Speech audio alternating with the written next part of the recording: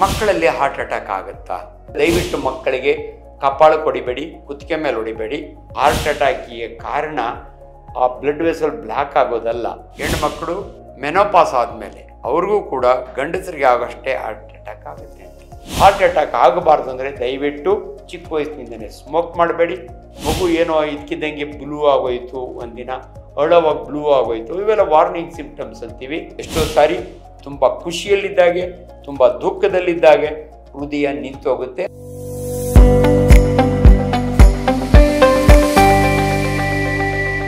ನಮಸ್ಕಾರ, ಡಾಕ್ಟರ್ ಆಂಜನಪ್ಪ. ಆಘಾತಕಾರಿ ಸುದ್ದಿ. ಮೊನ್ನೆ ತಾನೇ 3 ವರ್ಷದ ಒಂದು ಹೆಣ್ಣು ಮಗು ಟೀಚರ್ ಹತ್ರ ನೋಟ್ಸ್ ಹಿಡ್ಕೊಂಡಾಗೇ ಕೊಲ್ಯಾಪ್ಸ್ ಆಗಿ ಸತ್ತೋಗುತ್ತೆ. ಎಲ್ಲ ಮಾಧ್ಯಮಗಳಲ್ಲಿ ಚಿಕ್ಕ ಹುಡುಗಿಗೆ ಹಾರ್ಟ್ ಅಟ್ಯಾಕ್ ಆಯಿತು ಅಂತ ಸುದ್ದಿ ಬಂತು. ಮಕ್ಕಳಲ್ಲಿ ಹಾರ್ಟ್ ಅಟ್ಯಾಕ್ ಆಗುತ್ತಾ? ನಾನೇ ಭಾಳ ಸಾರಿ ಮಾತನಾಡುವಾಗ ಹೆಣ್ಣು ಮಕ್ಕಳಲ್ಲಿ 45 ವರ್ಷದವರೆಗೂ ಹಾರ್ಟ್ ಅಟ್ಯಾಕ್ ಆಗೋದು ಭಾಳ ಕಡಿಮೆ. ಯಾಕಂದರೆ ದೇವರು ಅವ್ರಿಗೊಂದು ಪ್ರೊಟೆಕ್ಷನ್ ಕೊಟ್ಟಿರ್ತಾರೆ. ಅದು ಈಸ್ಟ್ರೋಜನ್ ಹಾರ್ಮೋನ್ ಇರುತ್ತೆ. ಹೆಣ್ಣುಮಕ್ಕಳು ಮೆನೋಪಾಸ್ ಆದಮೇಲೆ ಅವ್ರಿಗೂ ಕೂಡ ಗಂಡಸರಿಗೆ ಆಗೋಷ್ಟೇ ಹಾರ್ಟ್ ಅಟ್ಯಾಕ್ ಆಗುತ್ತೆ ಅಂತ. ಇವಾಗ ನಿಮ್ಮ ಅನುಮಾನ, ಮಕ್ಕಳಲ್ಲಿ ಹಾರ್ಟ್ ಅಟ್ಯಾಕ್ ಆಗುತ್ತಾ? ಮೊದಲು ನಿಮ್ಗೊಂದು 2-3 ಕ್ಲಾರಿಫಿಕೇಷನ್. ಈ ಹಾರ್ಟ್ ಅಟ್ಯಾಕ್ ಅಂದ್ರೇನು, ಹೃದಯ ಸ್ತಂಭನ ಅಂದ್ರೇನು, ಕಾರ್ಡಿಯಾಕ್ ಅರೆಸ್ಟ್ ಅಂತೀವಿ, ಅಥವಾ ಹೃದಯದ ಫೇಲ್ಯೂರ್, ಹಾರ್ಟ್ ಫೇಲ್ಯೂರ್ ಅಂತೀವಿ. 3 ಸ್ಪಷ್ಟವಾದ ಪದಗಳು ನಮ್ಮ ಮೆಡಿಕಲ್ ಪ್ರೊಫೆಷನ್ನಲ್ಲಿ. ಹಾರ್ಟ್ ಅಟ್ಯಾಕ್ ಅಂದರೆ ಭಾಳ ಸರಳ ನೋಡಿ. ನನ್ನ ಬೆರಳು ಯಾವಾಗಲೂ ತೋರಿಸಿ ನಾನು ಹೇಳ್ತೀನಿ. ಇದಕ್ಕೆ ರಕ್ತ ಹರಿತಾ ಇರುತ್ತೆ. ಆ ರಕ್ತದಲ್ಲಿ ಗ್ಲೂಕೋಸ್ ಇರುತ್ತೆ, ಆಕ್ಸಿಜನ್ ಇರುತ್ತೆ. ಸೊ ಇದು ಜೀವಂತ ಇರಬೇಕಾದ್ರೆ ಅವೆರಡೂ ಬೇಕು. ಅದನ್ನು ಕ್ಯಾರಿ ಮಾಡೋದು ರಕ್ತನಾಳ, ಡಿಜಿಟಲ್ ವೆಸಲ್ ಅಂತೀವಿ. ನಾನೇನಾದರೂ ಒಂದು ರಬ್ಬರ್ ಬ್ಯಾಂಡ್ ಹಾಕಿ ಟೈಟಾಗಿ ಇಲ್ಲಿ ಬಿಟ್ಟ ಅಂದರೆ 4 ಅವರ್ಸ್ ಆದಮೇಲೆ ಈ ಬೆರಡು ಸತ್ತು ಹೋಗುತ್ತೆ. ಅದನ್ನು ನಾವು ಗ್ಯಾಂಗ್ರೀನ್ ಅಂತೀವಿ. ಈಗ ಹೃದಯಕ್ಕೆ ಬರ್ತೀನಿ. ನಿಮ್ಮ ಹೃದಯ ನಿಮ್ಮ ಎದೆಯ ಎಡಭಾಗದಲ್ಲಿ ನಿಮ್ಮ ಮುಷ್ಟಿ ಎಷ್ಟು ದಪ್ಪ ಇರುತ್ತೆ.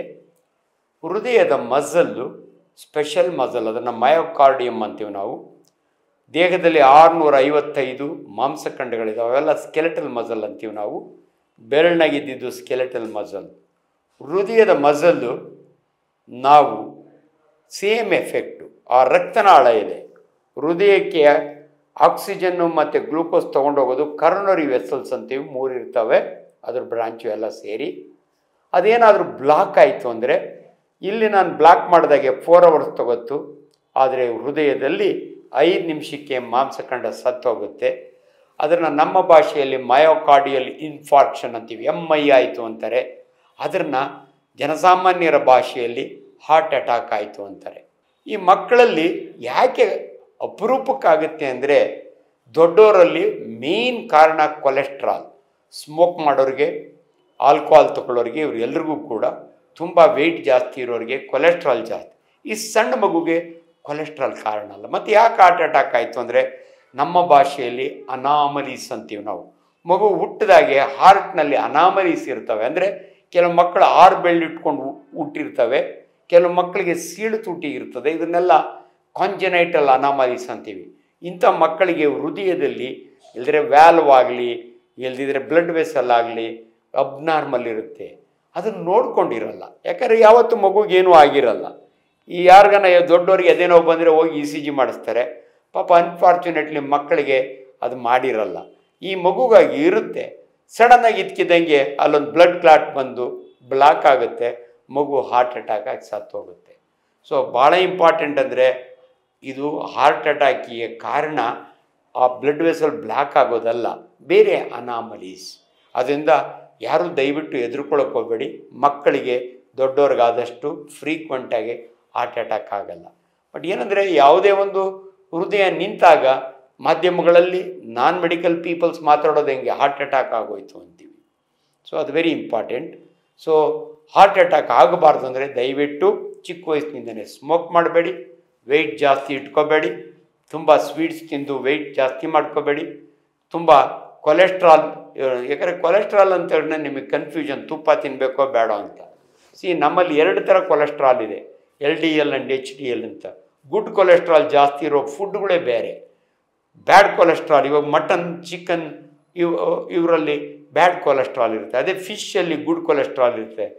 ಒಮೆಗಾ 3 ಫ್ಯಾಟಿ ಆಸಿಡ್ಸ್ ಅಂತ ಇರುತ್ತೆ. ಇವೆಲ್ಲವನ್ನು ನೀವು ತಿಳ್ಕೊಂಡಿರಬೇಕು. ಆದ್ದರಿಂದ ಅದನ್ನು ಅವಾಯ್ಡ್ ಮಾಡಬೇಕಂದ್ರೆ ನೀವು ಆದಷ್ಟು ಕಡಿಮೆ ಸ್ವೀಟ್ಸ್ ತಿನ್ನಿ ಅಂತ ಹೇಳಿ ಮಕ್ಕಳಲ್ಲಿ ಅಪರೂಪದಲ್ಲಿ ಅದಕ್ಕೇ ಮಗು ಏನೋ ಇದಕ್ಕಿದ್ದಂಗೆ ಬ್ಲೂ ಆಗೋಯ್ತು, ಒಂದಿನ ಅಳವಾಗ ಬ್ಲೂ ಆಗೋಯ್ತು, ಇವೆಲ್ಲ ವಾರ್ನಿಂಗ್ ಸಿಂಪ್ಟಮ್ಸ್ ಅಂತೀವಿ. ಮಗು ಇದಕ್ಕಿದ್ದಂಗೆ ಯಾಕೋ ಬೆವತಂಗೆ ಆಗುತ್ತೆ, ಅಂಥ ಟೈಮ್ನ ನಿಮ್ಮ ಮಗುಗೊಂದು ಚೆಕ್ ಮಾಡಿಸಿ.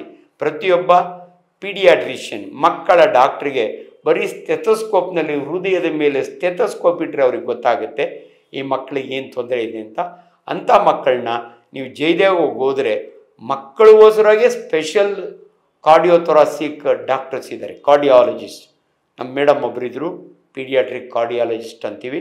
ದಯವಿಟ್ಟು ಒಂದು ಸಾರಿ ಚೆಕ್. ಎಲ್ಲ ಮಕ್ಕಳಿಗೂ ಕಾಮನಾಗಿ ಬರೋದು ನೆಗಡಿ ಕೆಮ್ಮು, ಹಾರ್ಟ್ ಅಟ್ಯಾಕ್ ಅಲ್ಲ. ಇನ್ನೆರಡು ಪದ ಇದಷ್ಟು ಹಾರ್ಟ್ ಅಟ್ಯಾಕ್ ಮುಗೀತು. Cardiac arrest. ಇಂಥದ್ದೇ ಒಂದು ಮಗು ಯಾರೋ ಸೀಟ್ನಲ್ಲಿ ಅಪ್ಪನೋ ಅಮ್ಮನೋ ಕೋಪ ಬಂದು ಕಪಾಳ ಕೊಡಿತಾರೆ, ಮಗು ಸತ್ತು ಬಿದ್ದಿರುತ್ತೆ. ಇದಕ್ಕೆ ನಾವು ಯಾಕೆ ಸತ್ತೋಯ್ತು ಅಂದರೆ ಕಾರ್ಡಿಯಾಕ್ ಅರೆಸ್ಟ್ ಅಂತೀವಿ ನಾವು. ಅಂದರೆ ಹೃದಯ ಸ್ತಂಭನ ಆಗ್ಬಿಡುತ್ತೆ. ಯಾಕೆ?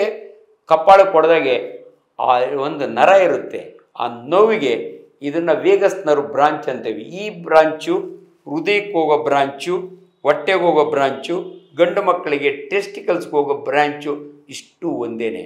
ಯಾವುದನ್ನ ಒಂದು ಮಗುಗೆ ಬಿದ್ದಾಗೆ ಬೀಜಕ್ಕೆ ಏಟ್ ಬಿದ್ದರೆ ಆದರೆ ಯಾರಾದರೂ ಸ್ಕ್ವೀಸ್ ಮಾಡಿಬಿಟ್ರೆ ಬೀಜನ ಮಗು ಸತ್ತು ಹೋಗುತ್ತೆ. ಹಾರ್ಟ್ ಅರೆಸ್ಟ್ ಅಂತೀವಿ, ಕಾರ್ಡಿಯಾಕ್ ಅರೆಸ್ಟ್ ಅಂತೀವಿ. ಅದರಿಂದ ದಯವಿಟ್ಟು ಮಕ್ಕಳಿಗೆ ಕಪಾಳ ಹೊಡಿಬೇಡಿ, ಕುತ್ತಿಗೆ ಮೇಲೆ ಹೊಡಿಬೇಡಿ, ಬೀಜಗಳಿಗೆ ಒದಿಬಾರ್ದು. ಕಬಡ್ಡಿ ಆಡೋವಾಗೆ, ಮಕ್ಕಳು ಆಟ ಆಡೋವಾಗೆ ಅವನು ಸಿಟ್ಟಿನಿಂದ ಜಾಡಿಸಿ ಒದ್ದ ಅಂದರೆ ಅದು ನಿಂತು ಹೋಗುತ್ತೆ. ಇದನ್ನು ಕಾರ್ಡಿಯಾಕ್ ಅರೆಸ್ಟ್ ಅಂತೀವಿ. ಇದು ಕೂಡ ಕಡಿಮೆ. ಎಷ್ಟೊಂದು ಸಾರಿ ಗುಡ್ ನ್ಯೂಸಿಂದ ಸತ್ತು ಹೋಗ್ತಾರೆ, ಬ್ಯಾಡ್ ನ್ಯೂಸಿಂದ ಸಡನ್ನಾಗಿ ಅಮ್ಮ ಹಾರ್ಟ್ ಅಟ್ಯಾಕ್ ಆಗಿ ಸತ್ತು ಹೋಗ್ತಾರೆ, ಹಾರ್ಟ್ ಅರೆಸ್ಟ್ ಆಗಿ ಸತ್ತು ಹೋಗ್ತಾರೆ. ಯಾಕಂದರೆ ಮಗ ಅಮೆರಿಕಾದಲ್ಲಿರ್ತಾನೆ, ಸಡನ್ ನ್ಯೂಸ್ ಬರುತ್ತೆ ಮಗ ಆಕ್ಸಿಡೆಂಟ್ ಆಗಿ ಸತ್ತೋಗಿದ್ದಾನೆ. ಸುದ್ದಿ ಕೇಳಿದ ತಕ್ಷಣ ಆಘಾತಕಾರಿ ಸುದ್ದಿ, ಹಾರ್ಟ್ ನಿಂತೋಗುತ್ತೆ. ಅದು ಭಾಳ ಇಂಪಾರ್ಟೆಂಟು. ಎಷ್ಟೋ ಸಾರಿ ತುಂಬ ಖುಷಿಯಲ್ಲಿದ್ದಾಗೆ, ತುಂಬ ದುಃಖದಲ್ಲಿದ್ದಾಗೆ ಹೃದಯ ನಿಂತೋಗುತ್ತೆ. ಅವ್ರ ಹೃದಯ ನಾರ್ಮಲ್ ಇರುತ್ತೆ. ನಾವು ಟೆಸ್ಟ್ ಮಾಡಿದರೆ ಹಿಂದಿನ ದಿನವೇ ಆಂಜಿಯೋ ಮಾಡಿರ್ತೀವಿ, ECG ಮಾಡಿರ್ತೀವಿ, ಎಕೋ ಮಾಡಿರ್ತೀವಿ, TMT ಮಾಡಿರ್ತೀವಿ. ಇವೆಲ್ಲ ನಿಮ್ಮ ಹೃದಯ ನಾರ್ಮಲ್ ಇದೆಯಾ ಇಲ್ಲ ಅಂತ ತಿಳ್ಕೊಳ್ಳಿಕ್ಕೆ ಮಾಡುವಂಥ ಟೆಸ್ಟ್ಗಳು. ಅವಿಷ್ಟು ನಾರ್ಮಲ್ ಇದ್ದು ಕೂಡ ಈ ಒಂದು ಆಘಾತಕಾರಿ ಶಾಕ್, ಇದನ್ನು ಶಾಕ್ ಅಂತೀವಿ. ಅದು ಇನ್ನೊಂದು ಕಂಡೀಷನ್ ಇದೆ, ಅದನ್ನು ಹಾರ್ಟ್ ಫೇಲ್ಯೂರ್ ಅಂತೀವಿ. ಹಂಗಂದರೆ ಏನ್ರಿ ಡಾಕ್ಟ್ರೆ? ಬ್ರೈನ್ ಮತ್ತು ಹೃದಯದಲ್ಲಿ ಎಲೆಕ್ಟ್ರಿಕ್ ವೇವ್ಸ್ ಇರ್ತವೆ. SA ನೋಡ್ ಅಂತ ಇದೆ ಹೃದಯದಲ್ಲಿ, ಅಲ್ಲಿಂದ ಎಲೆಕ್ಟ್ರಿಸಿಟಿ ಶುರುವಾಗಿ ಹಾರ್ಟ್ಗೆಲ್ಲ ಹೋಗುತ್ತೆ. ಅದು ಹಾರ್ಟ್ ಮಸಲ್ ಕೆಲಸ ಮಾಡಬೇಕಾದ್ರೆ ಈ ಎಲೆಕ್ಟ್ರಿಕ್ ಆಕ್ಟಿವಿಟಿ ಇರುತ್ತೆ. ಒಂದು ಏಜ್ನಲ್ಲಿ ಬರ್ತಾ ಬರ್ತಾ 60, 70, ಯಾಕೋ ಹೃದಯದ ಬಡಿತ 70ರಿಂದ 80 ಇರಬೇಕು, 60ಕ್ಕೆ ಬರುತ್ತೆ, 40ಕ್ಕೆ ಬರುತ್ತೆ. ಆಗ ಟೆಸ್ಟ್ ಮಾಡಿದರೆ ಇದು ಫೇಲ್ಯೂರ್ಗೆ ಹೋಗ್ತಾ ಇದೆ. CCF ಅಂತೀವಿ ನಾವು, ಕಂಜೆಸ್ಟಿವ್ ಕಾರ್ಡಿಯಾಕ್ ಫೇಲ್ಯೂರ್ ಅಂತೀವಿ, ಕಾರ್ಡಿಯೋಮೆಗಲಿ ಅಂತೀವಿ. ಹೃದಯದ ಮಾಂಸಖಂಡ ಉಪ್ಕೊಂಡ್ಬಿಟ್ಟಿರ್ತದೆ. ಇಂಥ ಸಮಯದಲ್ಲಿ ನೀವು ಕೇಳಿರ್ಬೋದು, ಒಂದು ಆರ್ಟಿಫಿಷಿಯಲ್ ಪೇಸ್ ಮೇಕರ್ನ ಇಂಪ್ಲಾಂಟ್ ಮಾಡ್ತೀವಿ. ಸೊ ಈ 3 ಪದಗಳು ನಿಮ್ಗೆ ಹೇಳಿದ್ದೀನಿ. ಆದ್ದರಿಂದ ದಯವಿಟ್ಟು ಇವು 3 ಬೇರೆ ಬೇರೆ ಕಂಡೀಷನ್ಗಳು. ಮೊನ್ನೆ ಆದಂಥ ಒಂದು ಮಗು ಅಂಥದ್ದು 2-3 ಕಡೆ ಆಗಿದೆ. ಅದು ಅಪರೂಪದಲ್ಲಿ ಅಪರೂಪ ಆಗೋದು. ಸೊ ಮಕ್ಕಳಿರುವಂಥ ತಂದೆ ತಾಯಿಗಳು ಗಾಬರಿ ಆಗಬೇಡಿ. ಅದರೊಳಗಾಗಿ ಒಂದು ಮಗು ಇರುವಂಥ ತಂದೆ ತಾಯಿಗಳಿಗೆ ಯಾವತ್ತೂ ಟೆನ್ಷನ್, ನನ್ನ ಮಗುಗೆ ಹಂಗೆ ಆಗ್ಬಿಟ್ರೆ ಹೆಂಗೆ ಅಂತ. ಎಲ್ಲ ಮಕ್ಕಳಿಗೂ ಆಗಬೇಕು ಅಂತ ಏನಿಲ್ಲ. ಆದ್ದರಿಂದ ಎಲ್ಲರೂ ಕೂಡ ಧೈರ್ಯವಾಗಿರಿ. ನಮಸ್ಕಾರ. ಲೇಟೆಸ್ಟ್ ಹಾಗೂ ಇಂಟ್ರೆಸ್ಟಿಂಗ್ ಸುದ್ದಿಗಳಿಗಾಗಿ ಬಾಸ್ ಟಿವಿ ಕನ್ನಡ ಚಾನೆಲ್ನ ಸಬ್ಸ್ಕ್ರೈಬ್ ಮಾಡಿ. ಹಾಗೆಯೇ ಬೆಲ್ ಐಕಾನ್ ಪ್ರೆಸ್ ಮಾಡಿ. ಇದರ ಜೊತೆಗೆ ಫೇಸ್ಬುಕ್, ಇನ್ಸ್ಟಾಗ್ರಾಮ್, ಎಕ್ಸ್ನಲ್ಲೂ ಮಿಸ್ ಮಾಡದೆ ಫಾಲೋ ಮಾಡಿ.